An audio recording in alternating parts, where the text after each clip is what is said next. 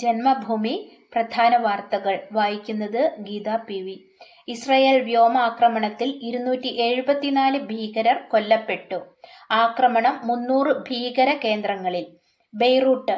തെക്കൻ ലെബനനിലെ ഹിസ്ബുള്ള ഭീകരരുടെ ശക്തി കേന്ദ്രങ്ങളിൽ ഇസ്രയേൽ നടത്തിയ ആക്രമണത്തിൽ 274 പേർ കൊല്ലപ്പെട്ടു. 1000-ലധികം പേർക്ക് പരിക്കേറ്റു. പരിക്കേറ്റവരിൽ സ്ത്രീകളും കുട്ടികളും ഉൾപ്പെടുന്നതായിട്ടാണ് ലെബനീസ് ആരോഗ്യ മന്ത്രാലയം പറയുന്നത്. ഇറാൻ പിന്തുണയുള്ള ഹിസ്ബുള്ള ഭീകരർ ആയുധങ്ങൾ സൂക്ഷിച്ചിട്ടുള്ള വീടുകളും മറ്റ് കെട്ടിടങ്ങളും ഉടൻ ഉപേക്ഷിക്കണമെന്ന് പ്രതിരോധ സേന മുന്നറിയിപ്പ് നൽകിയതിന് ശേഷമാണ് ലെബനനിലെ നിരവധി പ്രദേശങ്ങളിൽ ഇസ്രായേൽ ബോംബാക്രമണം നടത്തിയത്. ആളുകളെ ഒഴിപ്പിക്കാൻ ആവശ്യപ്പെട്ട് 80,000-ലധികം ഇസ്രായേലി കോളുകൾ രാജ്യത്തിന് ലഭിച്ചതായിട്ടാണ് ലെബനീസ് ഉദ്യോഗസ്ഥർ പറയുന്നത്. അത്തരം കോളുകൾ നാശവും അരാജകത്വവും ഉണ്ടാക്കാനുള്ള മാനസിക യുദ്ധമാണെന്നാണ് ടെലികോം കമ്പനിയായ ഒഗറോയുടെ തലവൻ ഇമാദ് ക്രീഡിഹ് വാർത്താ ഏജൻസിയായ റോയിട്ടേഴ്സിനോട് പ്രതികരിച്ചത്. ഇസ്രായേൽ ഹമാസ് യുദ്ധം ആരംഭിച്ചതിന് ശേഷം മേഖലയിൽ നടന്ന ഏറ്റവും വലിയ ആക്രമണമാണിത്. അരമണിക്കൂറിനുള്ളിൽ 300-ലധികം വ്യോമാക്രമണങ്ങളാണ് ലെബനനിൽ നടത്തിയതെന്ന് ഇസ്രയേലി സൈന്യം വ്യക്തമാക്കി. അതേസമയം വടക്കൻ ഇസ്രയേലിലെ 3 കേന്ദ്രങ്ങൾ ലക്ഷ്യമിട്ട് ഹിസ്ബുള്ളയും പ്രത്യാക്രമണം നടത്തി. ലോകരാഷ്ട്രങ്ങൾ ഇസ്രയേലിനോടും ഹിസ്ബുള്ളയോടും യുദ്ധത്തിൽ നിന്ന് പിന്മാറണമെന്ന് അഭ്യർത്ഥിച്ചിരുന്നു. തെക്കൻ ലെബനൻ ഗ്രാമമായ സാവ്താർ, ബെക്ക താഴ്വര, പുരാതന നഗരമായ ബാൽബെക്ക് എന്നിവിടങ്ങളിലാണ് ഏറ്റവും കൂടുതൽ പേർ കൊല്ലപ്പെട്ടിരിക്കുന്നതെന്നാണ് റിപ്പോർട്ട്. തെക്കൻ ലെബനനിലെ 17 ഗ്രാമങ്ങളും പട്ടണങ്ങളും കാണിക്കുന്ന ഭൂപടവും ഇസ്രായേൽ സൈന്യം പുറത്തുവിട്ടു. എന്നാൽ ഇവരിൽ ആരെയാണ് ലക്ഷ്യമിടുന്നതെന്ന് വെളിപ്പെടുത്തിയിട്ടില്ല. ആയുധങ്ങൾ സൂക്ഷിക്കാൻ ഉപയോഗിക്കുന്നത് പോലുള്ള സൈനിക ആവശ്യങ്ങൾക്കായി ഹിസ്ബുള്ള ഉപയോഗിക്കുന്ന കെട്ടിടങ്ങളിലും പരിസരങ്ങളിലും സ്ഥിതി ചെയ്യുന്ന ലെബനൻ ഗ്രാമങ്ങളിലെ സാധാരണക്കാർ അവരുടെ സുരക്ഷയ്ക്കായി ഉടൻ തന്നെ അപകടത്തിൽ നിന്ന് മാറണമെന്ന് ഇസ്രായേൽ സൈന്യം അഭ്യർത്ഥിച്ചു. മെയ്ഡ് ഇൻ ഇന്ത്യ ചിപ്പുകൾ അമേരിക്കയിൽ കാണുന്ന നാളുകൾ വിദൂരമല്ല. പ്രധാനമന്ത്രി. ന്യൂയോർക്ക്. 3 ഇരട്ടി ഉത്തരവാദിത്വ ബോധത്തോടെയാണ് 3ാം ടേമിനെ സമീപിക്കുന്നതെന്ന് പ്രധാനമന്ത്രി നരേന്ദ്രമോദി പറഞ്ഞു. ലോങ് ഐലൻഡിലെ നാസാവു കൊളീസിയത്തിൽ മോദി ആൻഡ് US പരിപാടിയിൽ ഭാരത സമൂഹത്തെ അഭിസംബോധന ചെയ്യുകയായിരുന്നു അദ്ദേഹം. ഈ ജനവിധി വളരെ പ്രാധാന്യമുള്ളതാണ്. 3ാം ടേമിൽ വലിയ ലക്ഷ്യങ്ങൾ നേടാനുണ്ട്. 3 ഇരട്ടി ശക്തിയിലും 3 ഇരട്ടി വേഗത്തിലും മുന്നേറണം. വികസിത ഭാരതം സൃഷ്ടിക്കും. സ്വാതന്ത്ര്യത്തിനു വേണ്ടി തന്റെ ജീവൻ നൽകാൻ കഴിഞ്ഞില്ല.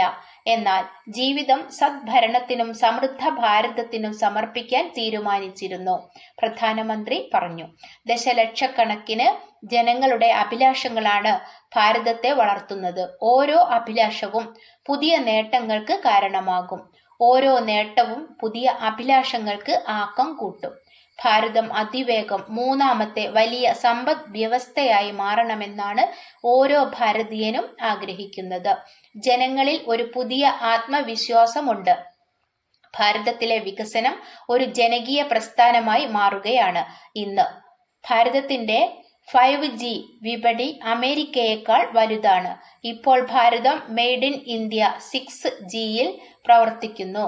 ലോകത്തിലെ എല്ലാ പ്രമുഖ മൊബൈൽ ബ്രാൻഡുകളും മെയ്ഡ് ഇൻ ഇന്ത്യയാണ്. ഭാരതം ആഗോളതലത്തിൽ 2ാമത്തെ വലിയ മൊബൈൽ നിർമ്മാതാക്കളാണ്.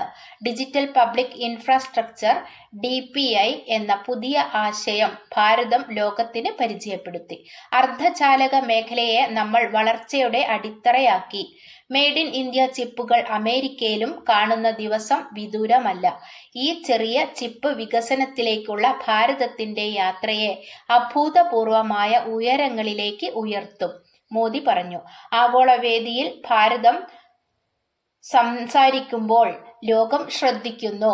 മഹാമാരിയായാലും ഭൂകമ്പമായാലും ചുഴലിക്കാറ്റായാലും ആഭ്യന്തര യുദ്ധമായാലും ആദ്യം സഹായം വാഗ്ദാനം ചെയ്തവരിൽ ഭാരതമുണ്ട്. ഇത് നമ്മുടെ പൂർവികർ പകർന്ന മൂല്യങ്ങളുടെ പ്രതിഫലനമാണ്. ഭാരതം വലിയ സ്വപ്നങ്ങൾ കാണുന്നു. ആ സ്വപ്നങ്ങളെ നിശ്ചയദാർഢ്യത്തോടെ പിന്തുടരുന്നു.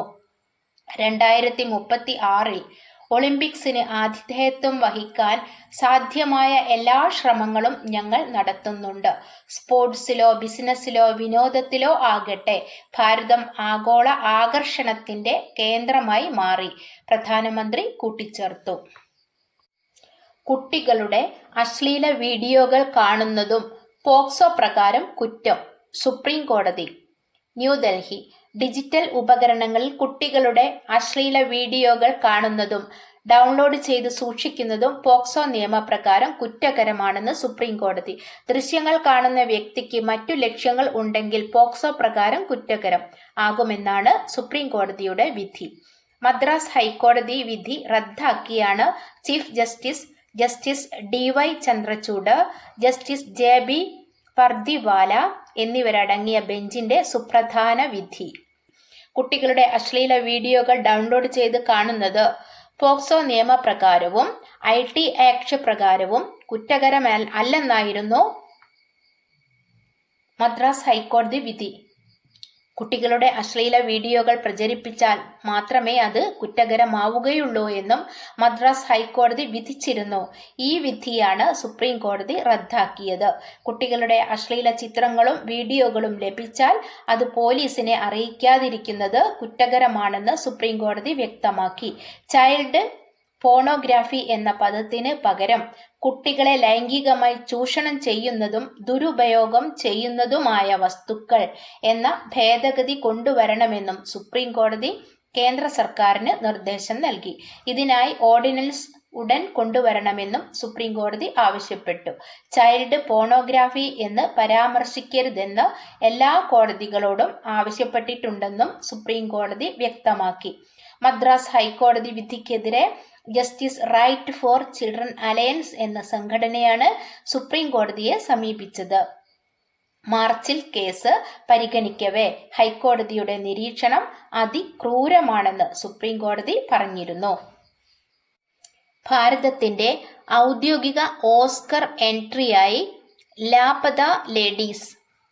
ന്യൂഡൽഹി. ഓസ്കർ പുരസ്കാരത്തിനായുള്ള ഭാരതത്തിന്റെ ഔദ്യോഗിക എൻട്രിയായി ഹിന്ദി ചലച്ചിത്രം ലാപത ലേഡീസ്.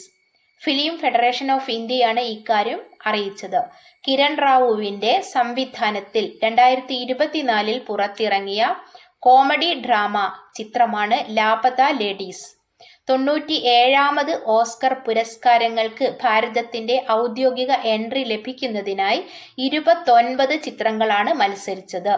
നിപ്പ ഒരു പരിശോധനാ ഫലം കൂടി നെഗറ്റീവ്. മലപ്പുറം. നിപ രോഗബാധയുമായി ബന്ധപ്പെട്ട് പുറത്തുവന്ന ഒരാളുടെ സ്രവ പരിശോധനാ ഫലം കൂടി നെഗറ്റീവായി.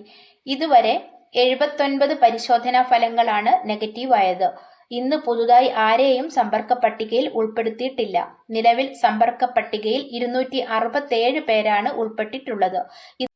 ലോകത്തിലെ മികച്ച ശാസ്ത്രജ്ഞരുടെ പട്ടികയിൽ തുടർച്ചയായി 6ാം തവണയും ഡോക്ടർ KP സുധീർ.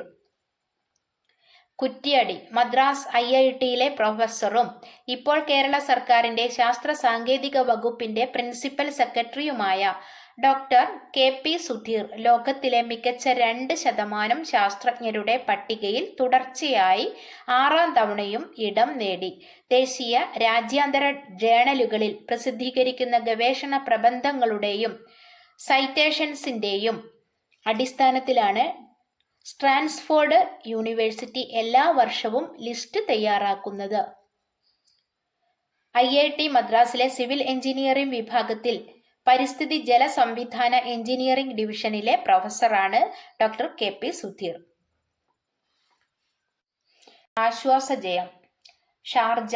അഫ്ഗാനിസ്ഥാനെതിരായ പരമ്പരയിലെ 3ാമത്തെയും അവസാനത്തെയും ഏകദിന മത്സരത്തിൽ ആശ്വാസജയം നേടി ദക്ഷിണാഫ്രിക്ക.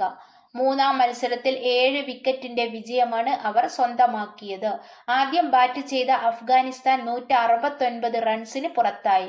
മറുപടി ബാറ്റിംഗിൽ 3.3 ഓവറിൽ 3 വിക്കറ്റ് നഷ്ടത്തിൽ 170 റൺ.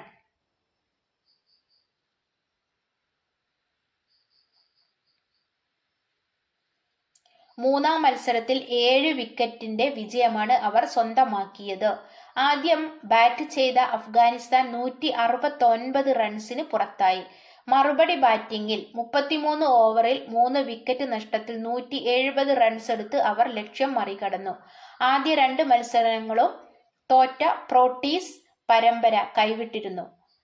മൂന്നാമത്തെ മത്സരവും ജയിച്ച് പരമ്പര തൂത്തുവാരാമെന്ന അഫ്ഗാനിസ്ഥാന്റെ മോഹം നടപ്പായില്ല. പുറത്താകാതെ 69 റൺസ് എടുത്ത എയ്ഡൻ മാർക്രമിന്റെ അർദ്ധ സെഞ്ചുറിയാണ് ദക്ഷിണാഫ്രിക്കൻ വിജയം അനായാസമാക്കിയത്.